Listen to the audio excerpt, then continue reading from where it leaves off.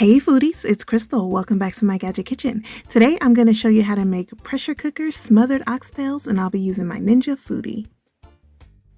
First, let's start off by generously seasoning our oxtails with some kosher salt, followed by some black pepper, and then of course my favorite tag team duo, some granulated onion and granulated garlic.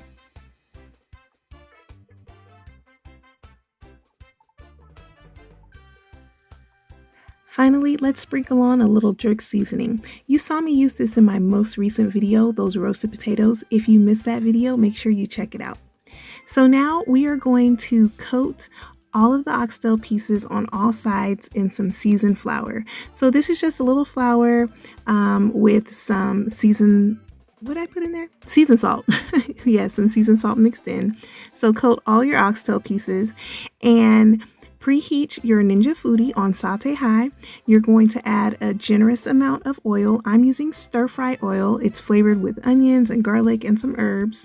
So we're going to brown the oxtails on all sides, working in batches. And while the oxtails were browning, I went ahead and sliced one onion and one bell pepper,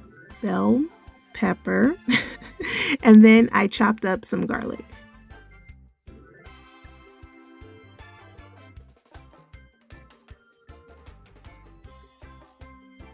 Once you have browned all of your oxtail pieces, go ahead and set those to the side. And now let's saute those vegetables. So we're going to toss in the bell pepper and onion, and we're going to saute that up for a couple minutes. And we're going to season the onion and bell pepper with some more of that jerk seasoning and some complete seasoning.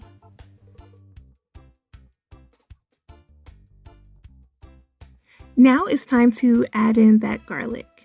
And up next, we are going to add a can of cream of mushroom soup, followed by a can of beef broth. And we're going to stir that together till everything is well incorporated. And then we're going to add in some Worcestershire sauce. I hate saying that. And some Kitchen Bouquet browning sauce. And now we're going to add in a couple bay leaves.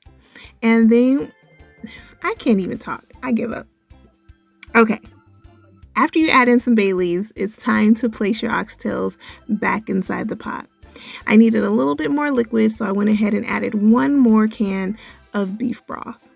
So we're going to seal our pressure cooker, and we're going to set it to cook on high pressure for 60 minutes, followed by a natural release of at least 10 minutes.